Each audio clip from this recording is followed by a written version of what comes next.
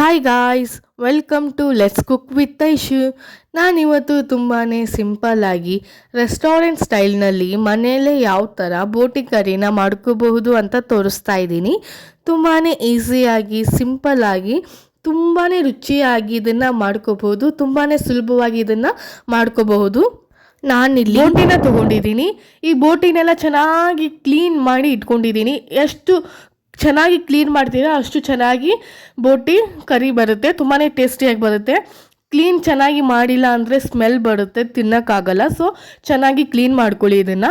ಈಗ ಕ್ಲೀನ್ ಮಾಡ್ಕೊಂಡಿರುವಂಥ ಈ ಬೋಟಿನೆಲ್ಲ ನಾನು ಕುಕ್ಕರ್ಗೆ ಹಾಕ್ಕೊಂಡು ಅದರೊಳಗಡೆ ನೀರು ಹಾಕ್ತಾಯಿಲ್ಲ, ನೀರು ಸೇರಿಸ್ಕೊಳ್ದೇ ನೀವು ಹಾಗೆ ಇದನ್ನು ವಿಷಲ್ನ ಕೂಗಿಸ್ಕೋಬೇಕು. ಇಲ್ಲಿ ನಾನು 10 ವಿಷಲ್ನ ಕೂಗಿಸ್ಕೊಂಡಿದ್ದೀನಿ. 10 ವಿಷಲ್ ಕೂಗಿಸ್ಕೊಂಡ್ರೂ ಕೂಡ ಇದರೊಳಗಡೆ ನೀರಿದೆ. ನಾನು ನೀರು ಹಾಕಿರಲಿಲ್ಲ, ನೀರು ಬಿಡುತ್ತೆ ಅಂತ ಹೇಳಿದ್ದೆ. ಸೊ ನೀರು ಬಿಡುತ್ತೆ ಅದು. ಸೊ ಎಷ್ಟೊಂದೆಲ್ಲ ನೀರಿದೆ ಇದರೊಳಗಡೆ.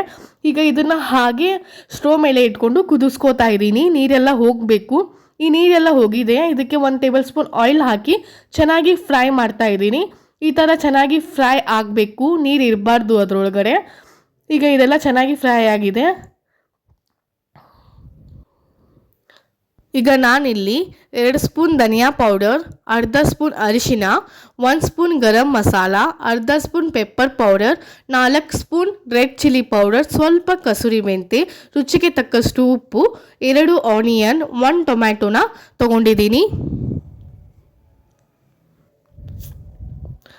ಇಲ್ಲೊಂದು ಪ್ಯಾನ್ ತೊಗೊಂಡಿದ್ದೀನಿ. ಪ್ಯಾನ್ಗೆ ಆಯಿಲ್ ಹಾಕ್ತಾ ಇದ್ದೀನಿ.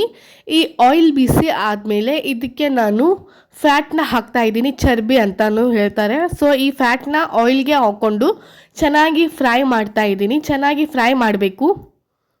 ಇದೆಲ್ಲ ಚೆನ್ನಾಗಿ ಫ್ರೈ ಆಗಬೇಕು ಇದು ಫ್ಯಾಟು. ಈಗೆಲ್ಲ ಫ್ರೈ ಆಗಿದೆ. ಈಗ ಇದಕ್ಕೆ ಆನಿಯನ್ನ ಹಾಕೋತಾ ಇದ್ದೀನಿ. ಈ ಆನಿಯನ್ ಎಲ್ಲ ಚೆನ್ನಾಗಿ ಫ್ರೈ ಮಾಡಬೇಕು.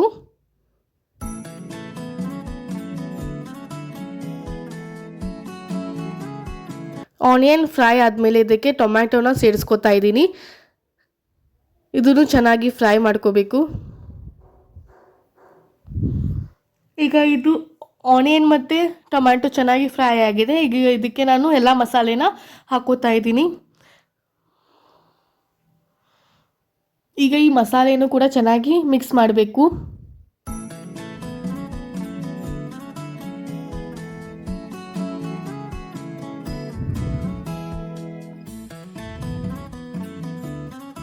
ಇದೆಲ್ಲ ಚೆನ್ನಾಗಿ ಮಿಕ್ಸ್ ಆದಮೇಲೆ ಇದಕ್ಕೆ ಬೋಟಿನ ಹಾಕೋತಾ ಇದ್ದೀನಿ. ಬೋಟಿನ ಸೇರಿಸ್ಕೊಂಡು ಬೋಟಿನೂ ಕೂಡ ಇದರೊಳಗಡೆ ಚೆನ್ನಾಗಿ ಮಿಕ್ಸ್ ಮಾಡಿ.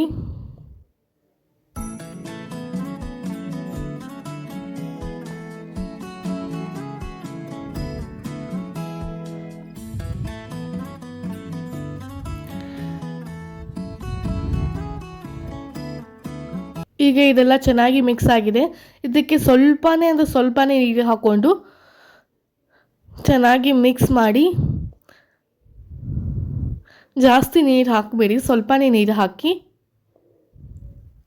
ಈಗ ಇದಕ್ಕೆ ನಾನು ಕಸೂರಿ ಮೇಥಿನ ಹಾಕೋತಾ ಇದ್ದೀನಿ. ಈ ಕಸೂರಿ ಮೇಥಿ ಹಾಕ್ಕೊಂಡು ಇದನ್ನು ಕ್ಲೋಸ್ ಮಾಡಿಬಿಟ್ಟು ಒಂದು 10 ನಿಮಿಷ ಲೋ ಫ್ಲೇಮಲ್ಲಿ ಕುದಿಸ್ಕೊಂಡ್ರೆ ಈ ಥರ ಆಯಿಲ್ ಬಿಡುತ್ತೆ. ಲಾಸ್ಟಲ್ಲಿ ಕೊತ್ತಂಬರಿ ಸೊಪ್ಪನ್ನ ಹಾಕಿ ಮಿಕ್ಸ್ ಮಾಡಿದ್ರೆ ಬೋಟಿ ಕರಿ ರೆಡಿ ಆಗುತ್ತೆ. ಮನೆಯಲ್ಲಿ ತುಂಬಾ ಸಿಂಪಲ್ಲಾಗಿ ರುಚಿಯಾಗಿ ಇದನ್ನು ಮಾಡ್ಕೋಬಹುದು.